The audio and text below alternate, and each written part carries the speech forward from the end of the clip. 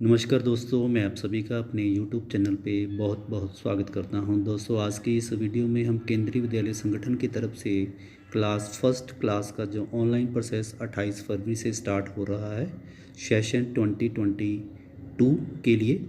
तो एडमिशन जो class first में की जाती है उसमें एडमिशन का जो प्रोसेस एडमिशन आज का जो हमारा टॉपिक है admission under RTE, right to education. RTE के अंतर्गत कौन कौन से लोग इसमें एलिजिबल होंगे, कौन कौन से पेरेंट्स जो इस RTE के तहत अपने बच्चे को एडमिशन करवा सकते हैं केंद्रीय विद्यालय थ्रू ऑनलाइन प्रोसेस के। तो आज की इस वीडियो में पूरा इसके बारे में डिस्कस करेंगे। तो फ्रेंड्स, वीडियो शुरू करने से पहले अगर आप इस चैनल पर नए हैं, अभी तक चैनल को सब्सक्राइब नहीं किया, तो प्लीज़ पहले चैनल को सब्सक्राइब करें, साथ में बेल आइकन को प्रेस करें ताकि हाई इन्फॉर्मेटिव वीडियो का नोटिफिकेशन आप तक सबसे पहले पहुंच सके। अगर आपको वीडियो अच्छी लगे, वीडियो को लाइक और शेयर ज़रूर करना। तो इसी के साथ जो लेटेस्ट अपडेट है शुरू करते हैं। तो सबसे पहले हम बात करते हैं RTE की। तो आप स्क्रीन पे देख सकते हैं right of children to free and compulsory education act, जिसे हम कहते हैं right to education act RTE। तो ये भारतीय संविधान में जो एक्ट है ये 4 अगस्त 2009 को लाया गया और इस एक्ट के अनुसार पूरे भारतवर्ष में 6 से 14 वर्ष तक के जो बच्चे हैं उनको फ्री और कंपल्सरी एजुकेशन की गई है इस एक्ट के अनुसार। और ये एक्ट जो है 1 अप्रैल 2010 को ये लागू किया गया और जिसका नाम दिया गया इसको RTE, जिसमें 6 से 14 साल तक के जो बच्चे हैं उनको फ्री एंड कंपल्सरी एजुकेशन दी जाएगी पूरे भारतवर्ष में। तो सबसे पहले हम बात करते हैं RTE का जो कोटा है वो कितने परसेंट रखा जाता है केंद्रीय विद्यालय में। पूरे भारतवर्ष के जो जितने भी केंद्रीय विद्यालय हैं सभी में जो एडमिशन का 25% यानी कि टोटल एडमिशन का 25% जो है वो RTE यानी कि राइट टू एजुकेशन एक्ट के तहत जो उसका कोटा रिजर्व किया जाता है। और बहुत सारे पेरेंट्स को ये आइडिया होता है कि केंद्रीय विद्यालय में सिर्फ जो आर्मी पर्सन है या कोई सेंट्रल एम्प्लॉई हैं वही अपने बच्चों को पढ़ा सकते हैं। तो ऐसी बात नहीं है।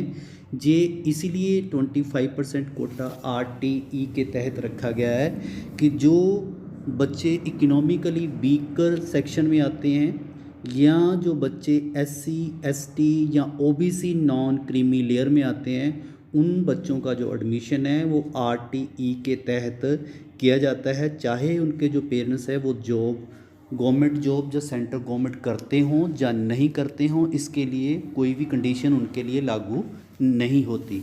अब बात ये है कि इसमें कौन कौन सी कैटेगरी आती है। तो आप स्क्रीन पे देख सकते हैं कि इसमें से जो कैटेगरी है कौन कौन सी कैटेगरी वाले जो स्टूडेंट हैं इसके लिए एलिजिबल हैं। एक तो आ गया जी SC शेड्यूल कास्ट, दूसरा आ गया ST शेड्यूल ट्राइब और उसके बाद आ गया OBC नॉन क्रीमी लेयर।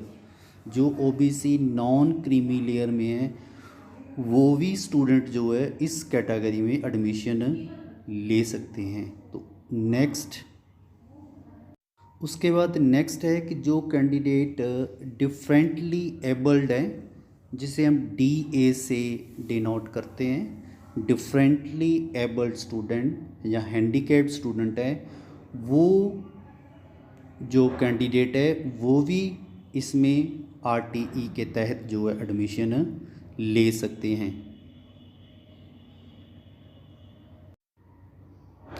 तो जहाँ पे देख सकते हैं आप जो अगर क्लास की स्ट्रेंथ 40 स्टूडेंट्स है पर सेक्शन 40 की स्ट्रेंथ है तो RTE के तहत 25% में 10 सीट्स आ जाएगी, SC 15% 6 सीट्स, ST 7.5% 3 सीट्स और OBC 27% 11 सीट्स और 3% जो सीट है ये रिजर्व्ड है डिफरेंटली एबल्ड एप्लीकांट के लिए। अब आगे हम बात करते हैं definition of disadvantage group. Disadvantage group में कौन कौन से लोग आते हैं, तो जैसे आप स्क्रीन पे देख सकते हैं, child belonging to disadvantaged group means child belonging to the scheduled caste, scheduled tribe या socially and educational backward class जो है वो इस ग्रुप में आते हैं, डिसएडवांटेज ग्रुप। नंबर सेकंड पे दिया है the child with special needs and suffering from disability will be determined as per the provision mentioned in RTE Act 2009 के अकॉर्डिंग। जो फिज़िकल हैंडीकैप्ड कैंडिडेट हैं जहाँ स्टूडेंट्स हैं वो भी इस कैटेगरी में आते हैं, जो पीछे भी हम इसके बारे में डिस्कस कर चुके हैं। उसके बाद नेक्स्ट आ जाता है कि EWS definition of weaker section की, जिसे हम कहते हैं EWS economically weaker section.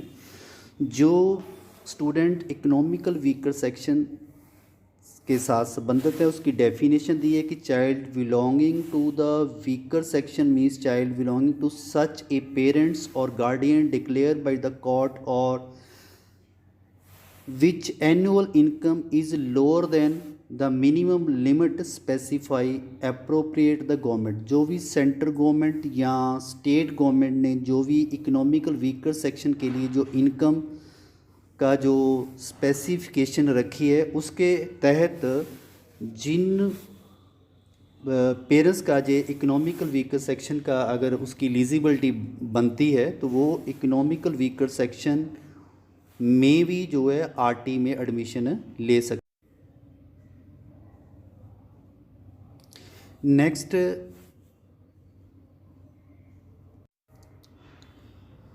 Next है हमारे पास definition of neighbourhood and proof of residence applicable for the admission under RT only.